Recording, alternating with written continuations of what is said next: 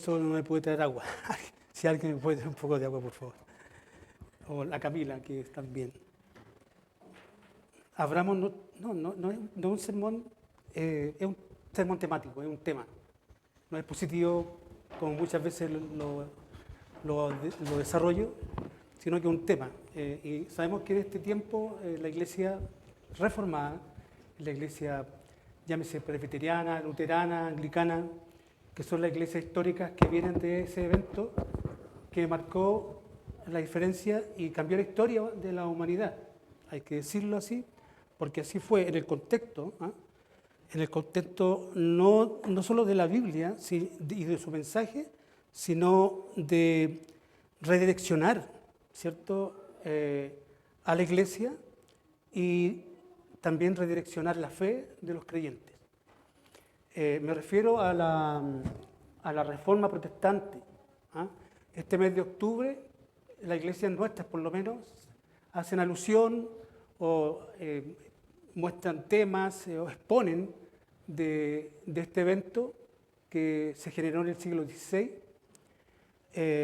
y celebramos lo que ocurrió el día 31 de octubre, que a diferencia de lo que celebra el mundo actual, o gran parte de la sociedad occidental, que es la fiesta de Halloween, que a los niños todavía le causa mucha simpatía, y se presenta como algo bueno, ¿cierto? Como que no tiene nada de malo, pero la verdad es que no. Halloween es una fiesta, digamos la verdad, de una inclinación hacia lo satánico, hacia lo oculto, hacia lo malo. Pero la iglesia se diferencia ese 31 de octubre que celebra algo que tiene que ver con la vida, algo que tiene que ver con la esperanza, algo que tiene que ver con algo ocurrió en el primer siglo, de que un hombre, ¿cierto?, un judío de Palestina, llamado Jesús de Nazaret, dio su vida en la cruz. Gracias, hermano. Dio su vida en la cruz y rescató, ¿cierto?, nuestra existencia y dio esperanza, muy distinto a lo que Halloween celebra. Hay un culto, ¿cierto?, a lo satánico, a lo oscuro. En México, por ejemplo, se celebra Halloween con mayor énfasis y vemos que hay un culto a lo satánico. De hecho, gran parte de los narcotraficantes hacen mandas y tienen santos y hay un culto también a que les vaya bien en su fechoría y se dirigen a muertos. Entonces, esos temas de ultratumba se está de alguna manera ampliando cada vez más. Entonces, por eso nosotros no celebramos Halloween, ¿cierto? Porque celebramos a Cristo. Celebramos el mes de la Reforma, el día de la Reforma, porque hay un hombre que se levantó, un hombre que dijo, no, pues yo me opongo a esto, me rebelo a esto, porque esto no es claro, esto provoca confusión, no está siendo predicada la palabra, y el creyente está llamado a escuchar la palabra, pero también a anunciar y predicar la palabra, exponer la palabra. Así que, y en la providencia de Dios, Dios usó varios hombres, ¿cierto? No solamente Martín Lutero, pero quizás el más representativo fue Lutero porque él definitivamente desafió a un imperio, desafió a un reino, desafió a la iglesia. La iglesia que hasta ese momento lleva 1000 años de autoridad plena desde el principio al fin. De la cuna hasta la muerte, el hombre estaba subyugado, estaba atado, como se podría decir, de manos en cuanto a la fe, no podía tener otra alternativa. Y las enseñanzas que ésta tenía, la gran mayoría eran diametralmente opuestas a lo que anuncia la palabra. Y como decía en la mañana, el vaso que rebalsó la mente de Lutero y la ira del reformador y del monje alemán fue la venta de las indulgencias. Y para hacer en síntesis, la venta de las indulgencias era comprar la salvación. Comprar la salvación. Y eso es contrario a lo que narra y desarrolla la Biblia. Bueno, hubieron varias fechas, varios eventos, hubo una contrarreforma de la Iglesia Romana posteriormente. Antes de Lutero hubieron varios pre-reformadores, todos muertos, todos fueron a la hoguera por causa de la protesta y de de la enseñanza que la Iglesia hasta ese momento enseñaba. También debo decirte que la Iglesia romana, católica, no ha cambiado mucho su enseñanza. Sus doctrinas, ¿cierto? Sus dogmas siguen siendo autoridad absoluta. De hecho, hay un tema de la Reforma Protestante que era la autoridad. La pregunta que se da en este tema, en este evento histórico, hasta el día de hoy, ¿cuál es la autoridad espiritual para el hombre? Al final, ¿cuál es la autoridad que ha de gobernar y dirigir nuestras vidas? Bueno, la Iglesia de Roma dice que la Biblia, pero también el Papa. Y también el clero, también lo que el Papa anuncia en sus cátedras. Nosotros los creyentes, nosotros los reformados creemos que la autoridad única para el creyente es la palabra de Dios. Y más no hay, más nada. Es la palabra del Señor. En toda esta historia, que surge en el 1517, cuando Martín Lutero clava en la puerta de la Universidad de Wittenberg las 95 tesis, las protestas, los reclamos, tiene resultados, ¿cierto?, en el tiempo y que se pueden sistematizar o sintetizar en cinco grandes verdades o 5 grandes lemas de esta reforma que surgió en el siglo XVI. Para eso vamos a desarrollar brevemente, rápidamente, lo que significan las 5 solas. Las 5 solas fueron fundamentales en la Reforma Protestante. Cuando hablamos de fundamental, quiere decir que fue algo esencial, algo vital, algo de tremenda importancia. Fueron fundamentales en la Reforma Protestante, en ese evento que surgió en el siglo XVI. Estas solas nos recuerdan la esencia ¿de qué? Del Evangelio. Cuando hablamos de esencia, justamente hablamos de lo fundamental. Hablamos de la enseñanza primaria y fundamental del Evangelio. El Evangelio es una buena noticia, pero ¿qué es lo que es la buena noticia? ¿Qué es lo que es esa buena noticia? Si uno abriera el paquete, por ejemplo, ¿con qué nos encontramos? Bueno, las 5 solas de alguna manera formulan o sintetizan lo que fueron la enseñanza del Evangelio, lo que la Iglesia a través de la historia perdió y se desvió. No sé si fue intencional, creo que fue intencional, ¿cierto? Porque quería poder. ¿Y cómo podía tener cautivo a las personas que no conocían la Biblia a través de la razón, de la fuerza, del dominio de la mente, del mensaje el cual ésta propagó, que entendemos que era un mensaje errado? Entonces, las 5 solas fueron fundamentales en la Reforma Protestante. Estas solas nos recuerdan la esencia del Evangelio y nos llaman a centrarnos en la autoridad ¿de qué? En la autoridad de la Biblia. La una autoridad espiritual para el creyente verdadero es la palabra de Dios. La palabra de Dios es el eje central de la vida cristiana. La Biblia es todo suficiente para cada una de nuestras necesidades. Siempre he dicho, no tenemos que ir al Ganges, ¿cierto?, para bañarnos en esas aguas turbias, para tener un encuentro con la deidad, ¿cierto? No, tenemos que doblar nuestras rodillas, doblar nuestro corazón y depositar nuestra confianza en la Biblia, en la palabra del Señor. ¿Cuántas veces nos ocurrió cuando tenemos problemas o estamos pasando pruebas muy complicadas? Porque uno puede tener problemas en la vida y puede solucionarlos porque hay cosas inmediatas, no sé, un problema de salud, quizás tú vas al médico y ya haya una respuesta, un problema económico también se puede superar porque perdí mi trabajo, pero después puedo encontrar otro trabajo, pero hay problemas insondables en la vida. ¿Cómo hacemos con un matrimonio que se parte en dos? O que un hijo se me va, o que, no sé, mi esposa se muere. Son problemas que te cambian la vida de alguna manera, te afectan la vida. Ahí está Cristo, amén. Ahí está el Señor. Echad sobre mí vuestra carga. Jesús promete. Jesús nos llama la atención, nos invita a que dependamos de Él. Entonces, la reforma vuelve no a reinterpretar, sino que a colocar nuevamente en el riel a la iglesia, en el camino, ¿cierto?, que Cristo señaló a través de su palabra, la cual la iglesia se había desvirtuado. Entonces, llaman a centrarnos estas solas en la autoridad de las Escrituras, la salvación solo por fe, amén. Primero tenemos las Escrituras, ahí tenemos la primera sola, que la salvación en el hombre no es por obra, sino que solo por fe. Por la gracia de Dios, ahí está expresada otra sola, que es la gracia de Dios, que posteriormente vamos a tener pasajes bíblicos para poder proyectarla. La mediación de quién viene, a través del Papa, a través de los santos, con el hombre, no. La mediación que muestra la Biblia es a través de Cristo y más nada. De Cristo y más nada. Y la gloria, toda esta gloria, no es para el hombre, no es para la iglesia, no es para la institución, no es para la religión, sino que es para Dios, para Cristo. Entonces vamos a empezar con la primera sola. ¿Cuál es la primera sola? Sola Escritura. Sola Escritura. ¿Por qué? Porque la autoridad solamente viene de los escritos, de las Escrituras. ¿A qué me refiero las Escrituras? El Nuevo Testamento, la Biblia.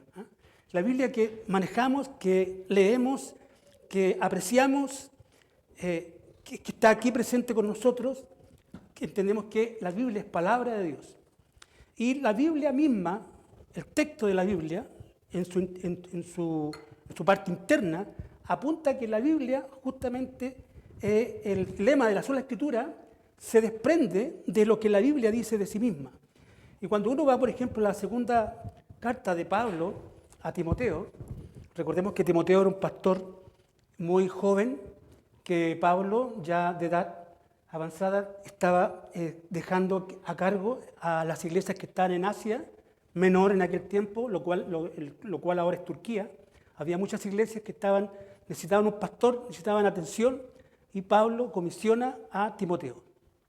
Quizás era la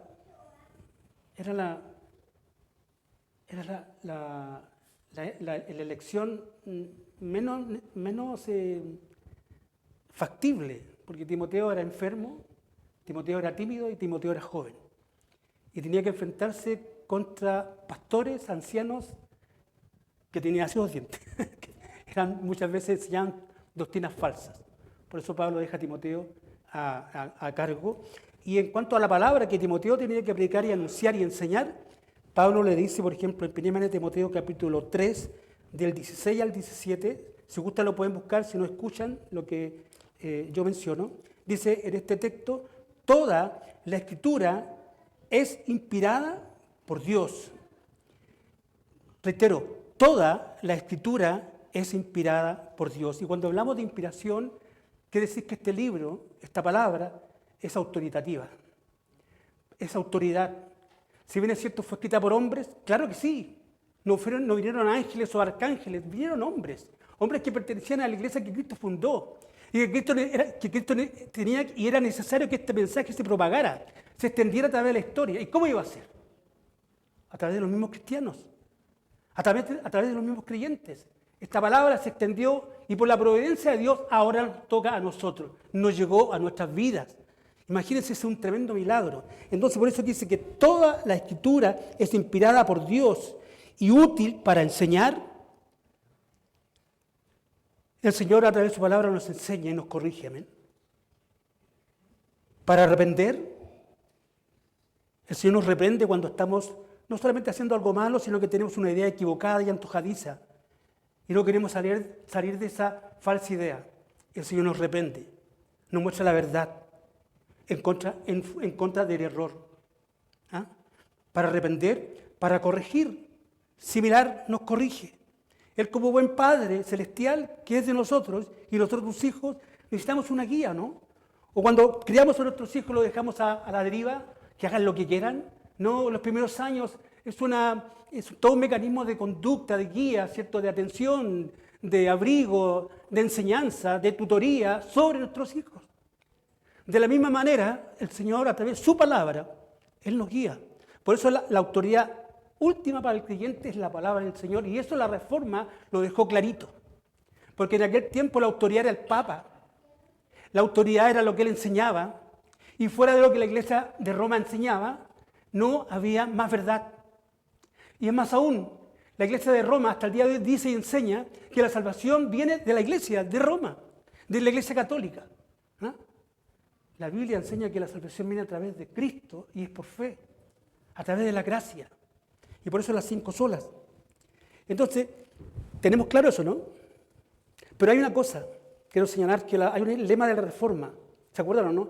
Iglesia reformada, siempre reformándose.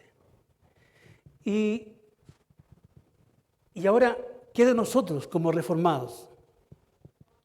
Estos principios de la reforma, por ejemplo, son la Escritura. ¿Las vivimos? ¿La estamos aplicando en nuestras vidas? Yo creo que la Iglesia protestante o nosotros tendríamos que hacer otra protesta a nosotros mismos. Porque muchas de estas enseñanzas o estas 5 solas, para muchas iglesias se han quedado en el olvido. Por ejemplo, cuando la Biblia habla de solo Cristo, ¿quién es Cristo para nosotros ahora como iglesia? Es como Aladino de la lámpara mágica, que cuando queremos tener un favor, frotamos la lámpara y sale el mago. ¿Qué quieres que haga por ti? Solamente eso es Cristo, algo mercantil. Es como que alguien que está detrás del mostrador para ofertarte de acuerdo a la demanda que tenemos de él. O es como uno que recibe un pliego de peticiones que muchas veces son materiales y no espirituales. Creo que después de estos 500 años de la Reforma Protestante, la Iglesia protestante, nosotros, tenemos que reformular nuestra fe. Como digo, hay gran campo del mundo religioso que la autoridad para muchos de estos no es la Biblia sola. Por ejemplo, yo tengo un sobrino que es pastor de la Iglesia Adventista y él, un testimonio que tiene, se convierte en un campamento Linares. Hace muchos años yo lo llevé al campamento y le fascinó el campamento Linares y en el río él cuenta que se da un paso de decisión y acepta a Jesús como Salvador. ¿Eso cambió su vida? Claro que sí. Pero llegó a un lugar que es la Iglesia Adventista y nosotros creemos que la Iglesia Adventista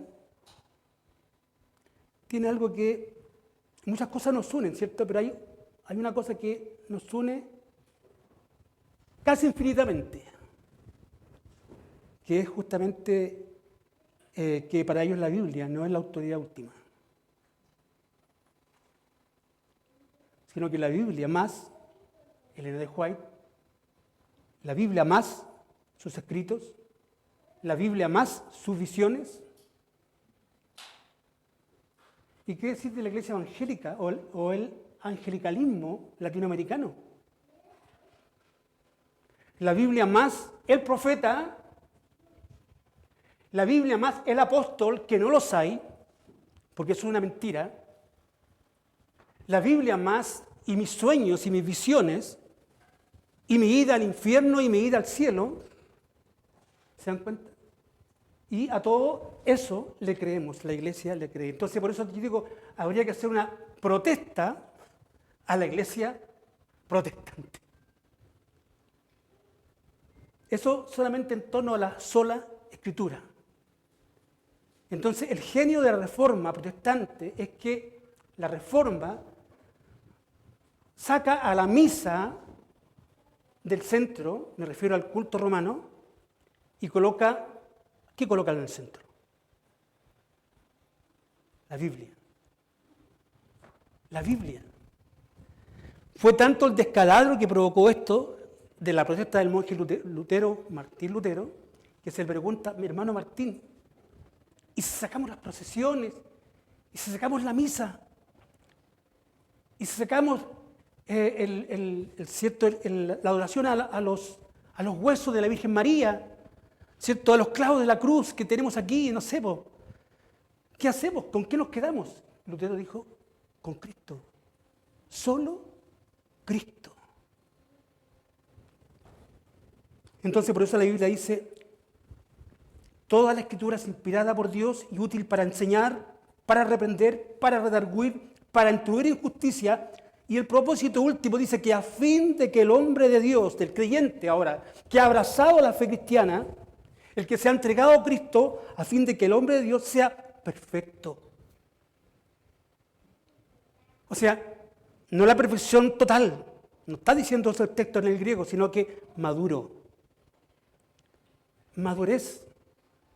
Que ya no seamos Peter Pan en la vida.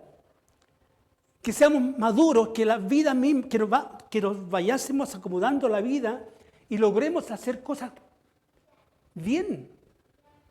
Que no seamos una vida loca, ¿cierto? Que cualquier cosa la agita y cualquier cosa nos tira abajo, sino que tenemos que tener madurez. ¿Qué dice el Salmo 1? Serán como árbol plantado junto a corrientes de agua, que da su fruto a su tiempo y su hoja no cae, y todo lo que hace prosperará. Bueno, para que eso acontezca en tu vida ahora, no mirando para atrás a la Reforma, ¿qué de nosotros? ¿Qué de las Escrituras?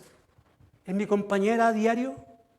¿La leo fielmente? O sea, yo tengo que tomar una determinación, hermanos.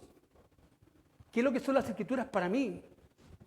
¿Es un libro meramente religioso como el Corán? ¿Como el del Islam? ¿Como el libro sagrado de Mahada, del hinduismo? ¿Qué es lo que es la Biblia para mí?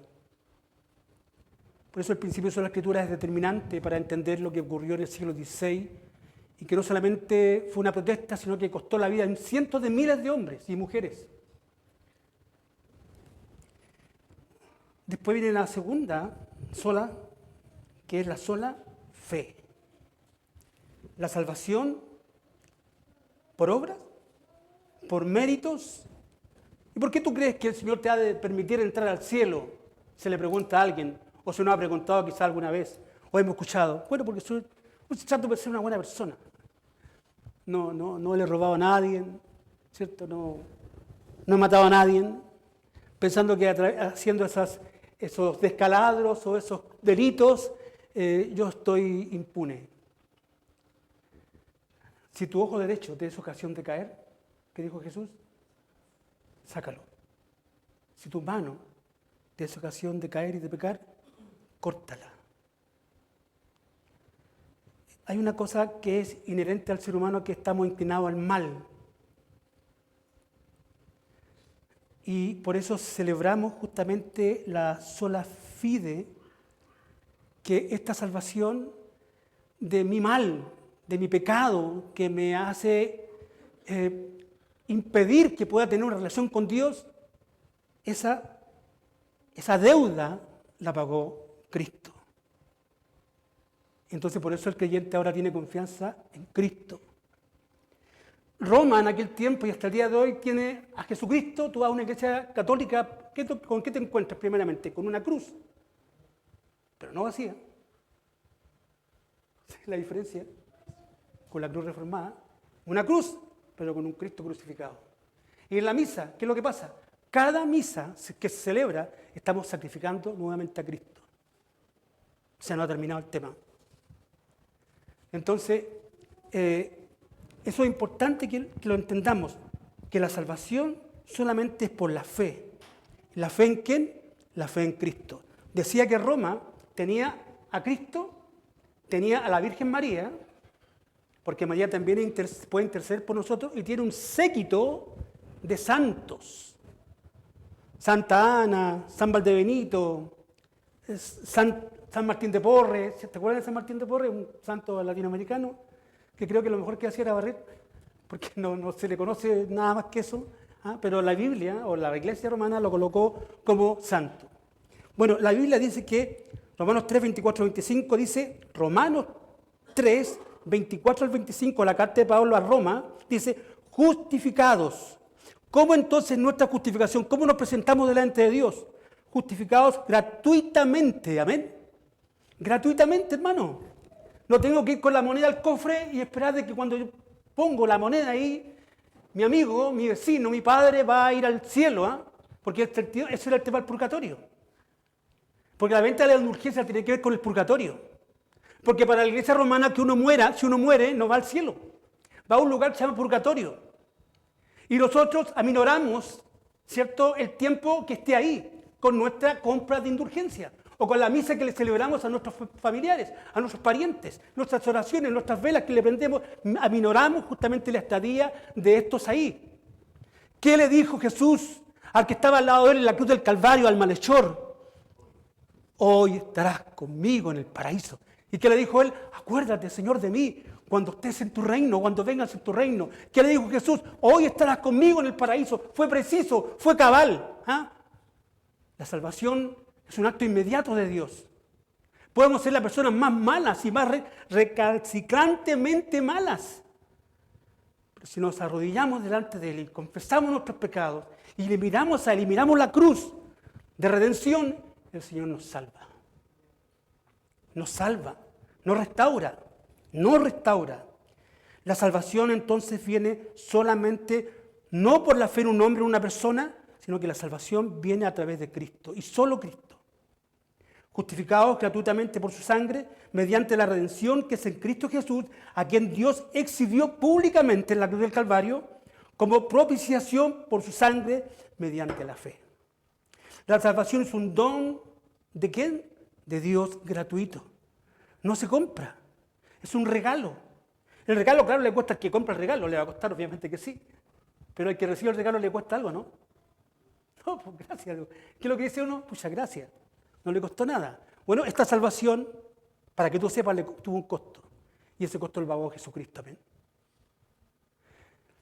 Para que tú estés aquí en esta mañana poniendo atención a esto, que probablemente para muchos puede ser una lata, pero para muchos también puede ser una esperanza, es de que nuestra salvación y nuestra esperanza es a través de Cristo y solo por Cristo. Y tenemos vida eterna en Cristo. Y Pablo dice que hoy nosotros los creyentes estamos sentados en lugares celestiales. ¿Puede mencionar eso, no? Hermana, ¿puede mencionar eso? Estamos sentados en lugares celestiales. Ya no somos, el juicio de Dios no está sobre nuestras cabezas como una espada de Damocles, sino que ahora a través de Cristo fuimos liberados. Entonces ahí tenemos la segunda sola. En la tercera sola dice sola gracia. Efesios 2:8-9 dice que por gracias habéis sido salvados.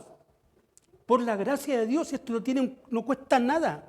Él pagó el precio por medio de la fe, y esto no es de vosotros, sino que es un don de Dios, no por obras para que nadie se gloríe. Bueno, vuelvo a reiterar, yo no soy una mala persona, nunca le he hecho mal a nadie, entonces creo que tengo méritos suficientes para... Así como cuando preparo un currículum para presentarme por un trabajo, y pongo todas las medallas, todos los pergaminos que tengo en la vida para que esto es mi... No, aquí no hay que presentar nada. Pablo de Tarso, el apóstol o el hombre que persiguió a la iglesia por los primeros años, mató a cristianos sistemáticamente, directa e indirectamente, y posteriormente tuvo una conversión y se convierte en el Evangelio. Entonces él dice en una parte, todo lo que he ganado, todo lo que he tenido, todos mis pergaminos, todas mis credenciales, las doy por basura, por amor a Cristo, por amor al Señor. La gracia solamente viene de Dios. La salvación es un regalo de Dios y de su gracia. No por nuestros méritos, debemos recibirla con gratitud y humildad. Con gratitud y humildad. Otra sola, la cuarta sola, solo Cristo, el gran mediador, es como el puente que une al pecador y a Dios. Porque la pregunta en aquel tiempo y hasta el día de hoy es ¿cómo un pecador como nosotros puede tener una relación con un Dios 3 veces santo? Hemos dimensionado eso, ¿no? Nosotros que somos deístas o que creemos en Dios, creemos que este mundo no fue creado al azar. Es imposible que esto tan perfecto sea producto de un azar. Que el azar al final de cuentas es un tema matemático, ni siquiera un tema de que puede haber una expectativa de que el azar solo pueda crear lo que hay, tan perfecto. Somos deístas. Creemos en un Dios creador. Creemos en un Dios que se ha autorrevelado en su palabra. Y también creemos justamente que solamente este Dios creador puede rescatarnos del hoyo en el cual muchos de nosotros estuvimos o estamos, ¿cierto? Y que nos sentimos atrapados. ¿Y cuál es la solución? El escapismo, la droga, el alcohol, la vida muelle, vivir la vida, que al final de cuentas te pasa la cuenta, te frustra, te complica. Entonces, hay muchas cosas que son propias de nuestra naturaleza caída, que necesitamos ser rescatados de eso. Entonces, solo Cristo nos da a entender de que solamente a través de Él podemos tener confort y descanso en nuestras almas. El libro de los Hechos, capítulo 4 del 12, dice, y en ningún otro, escuchen, y en ningún otro hay salvación.